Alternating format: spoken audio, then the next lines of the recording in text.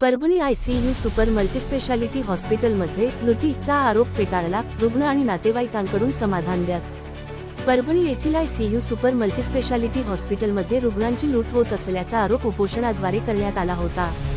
मात्र हॉस्पिटलचे संचालक डॉक्टर सूर्यकांत देशमुख यांनी हे सर्व आरोप फेटाळून लावले आहेत। हे आरोप बिनबुडाचे असून रुग्णालयाची बदनामी करण्याच्या हेतूने रचलेले षडयंत्र असल्याचे डॉक्टर सूर्यकांत देशमुख यांनी म्हटले आहे। डॉक्टर सूर्यकांत देशमुख यांनी पत्रकार परिषदेत बोलताना सांगितले की त्यांच्या रुग्णालयात गेल्या 25 वर्षांपासून ते रुग्णांना सेवा देत आहेत आणि त्यांच्या रुग्णालयात कोणत्याही प्रकारची लूट होत नाही। हे सर्व आरोप खोटे आहेत आणि ते जाणीवपूर्वक कुणाच्या तरी सांगण्यावरून रुग्णालयाची बदनामी करण्याच्या हेतूने हे षडयंत्र आहे। मात्र या षडयंत्राला मी घाबरणार नाही, असे डॉक्टर सूर्यकांत देशमुख म्हणाले। त्यांनी आपल्या रुग्णालयात उपचार घेत असलेल्या प्रत्येक रुग्णाची विचारपूस करण्याची विनंती केली। तसेच या सर्व प्रकरणाची चौकशी होईल आणि ज्यांनी त्यांच्यावर हे बिनबुडाचे आरोप केले आहेत त्यांच्यावर आपण कायदेशीर कारवाई करणार असल्याचेही त्यांनी स्पष्ट केले। दरम्यान रुग्णालयात भरती असलेल्या रुग्णांनी आणि त्यांच्या नातेवाईकांनीही रुग्णालयाबद्दल समाधान व्यक्त केले आहे। त्यांनी सांगितले की या रुग्णालयात कुठल्याही प्रकारची लूट होत नसून योग्य उपचार मिळत आहेत।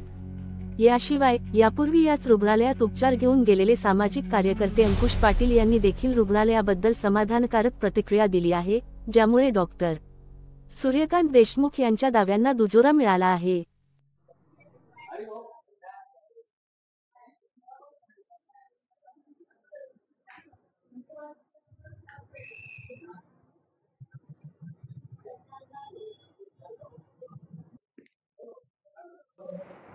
सर्वात महत्त्वाचं म्हणजे आरोप करण्याच्या अगोदर हे मला कधीच येऊन भेटले नाही की मी माझ्याकडनं या ठराविक रुग्णाबद्दल त्याची आर्थिक पिळवणूक मी केलेली आहे किंवा एखाद्याच्या ट्रीटमेंटमध्ये मी थोडीस बेदखलपणा केलेला आहे। मला कुठलीही कल्पना नसताना ते उपोषणाला बसलेले आहे। दुसरं हे की जे काही आरोप आहेत, काल काही तुमच्या पत्रकार मंडळीच्या माध्यमातूनच मला समजलं की यांनी अशा प्रकारचे आरोप केलेले आहेत। अशा प्रकारे आमच्या हॉस्पिटलमध्ये कोणत्याही रुग्णाची आर्थिक पिळवणूक नाही केली जात। त्याच्या आर्थिक अडचणी, त्याची परिस्थिती याचा विचार करूनच त्या रुग्णाला ट्रीटमेंट दिली जाते।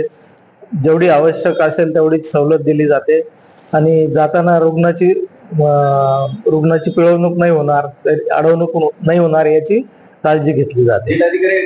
चौकशीला कोणी आलेलं नाही आहे आणि उपोषणकर्त्याच्या सगळ्या आरोपांचं मी खंडन करतो। मला ते आरोप मान्य नाही आहेत, त्यासाठी कोणत्याही चौकशीला सामोरं जायला मी तयार आहे। कायदेशीर त्यांना नोटीस पाठवतोच आहे आता आणि त्यांच्यावर अब्रू नुकसानीचा दावा दाखल करणार आहे। नाही, यांना माझी बदनामी करायची आहे, मानसिक त्रास द्यायचा आहे आणि त्यासोबत त्यांचा पैसे उकळण्याचाही इरादा असणारच आहे।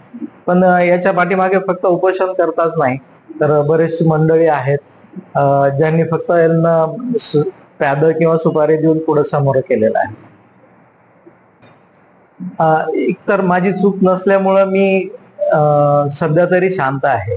येणाऱ्या प्रत्येक गोष्टीला मी सामोरं जाईल, यांच्यावर कायदेशीर कारवाई कशी होईल याची नक्कीच दखल घेईल आणि या पाठीमागे अजून कोण कोण आहेत याचा शोध लावून त्यांच्यावरही कारवाई करण्याचा प्रयत्न करेल। बरोबर आहे। सन 2016 मध्ये माझा पायांचा ऍक्सिडेंट झालेला होता आणि ऑपरेशन पण वगैरे सगळं इथं झालेलं आहे या हॉस्पिटलला।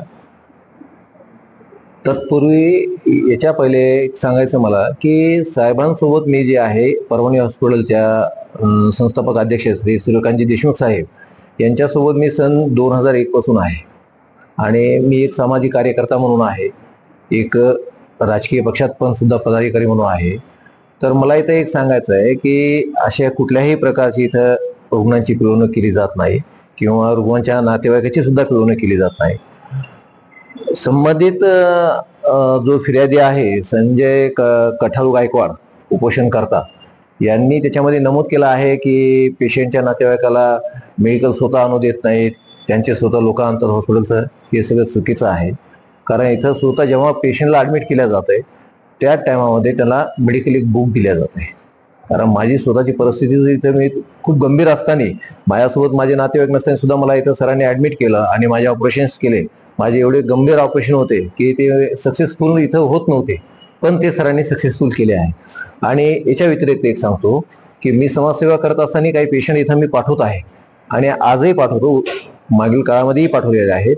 तर इथे काही असे पेशंट आहेत माझ्याकडे की ज्या पेशंटचा इथं रानडुकरांनी पूर्णपणे पाय खाल्ला होता आणि तो पेशंट देवगा फाटेपाशी एक चिखलठाणा जाधव म्हणून आहे, तिथून त्याला इथे आणण्यात आलं होतं.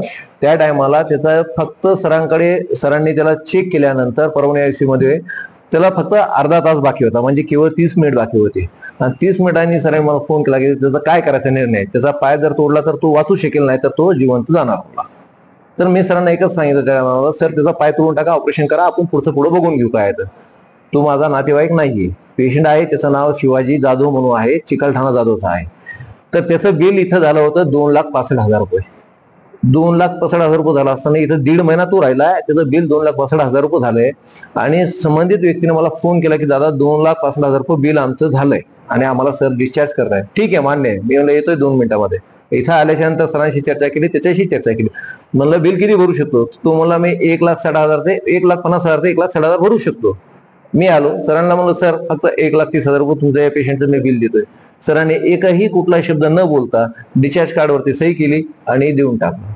याच्या व्यतिरिक्त आणखीन एक पेशंट आहे, कांताबाई सुदाम हरबा, मौजे, सापडगाव, तालुका घनसावंगी, जिल्हा जालना या ठिकाणचा पेशंट होता.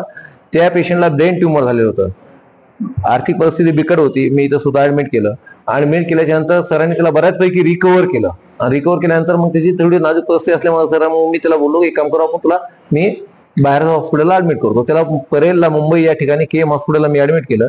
त्याचं बिल इथं 80,000 रुपये झालेलं असताना सरांनी केवळ फक्त 5,000 रुपये माझ्या बोलण्यावर डिस्चार्ज केलाय. याच्या व्यतिरिक्त एक दत्ता नाईकवाडे म्हणून आहे, राजे धामणगाव शिलू मधला एक पेशंट आहे. तिथलाच एक पेशंट परत काळजाते आहे. हे पण बरेचसे पेशंट असे आहे, सरांनी इथं ट्रीटमेंट केलेलं आहे. पेशंटची कुठल्याही प्रकारची इथं आर्थिक पिळवणूक केल्या जात नाही किंवा त्यांच्या नातेवाईकाचीही केली नाही. आणि इथं संबंधित जे मेडिकल वगैरे आहे ते तुम्ही तुमच्या हिशोबाने कुठे नाही आणू शकता, फक्त इथं मेडिकल बुकवर ते मेडिकल लिहून देतात. एक गोष्ट. दुसरी गोष्ट अशी आहे की त्यांनी एक सांगितलं की इथले स्टाफ कर्मचारी जे हाऊसकीपिंग वाले, नर्सेस, ब्रदर वगैरे हे मानसिक त्रास देतात. हे चुकीचं आहे साहेब.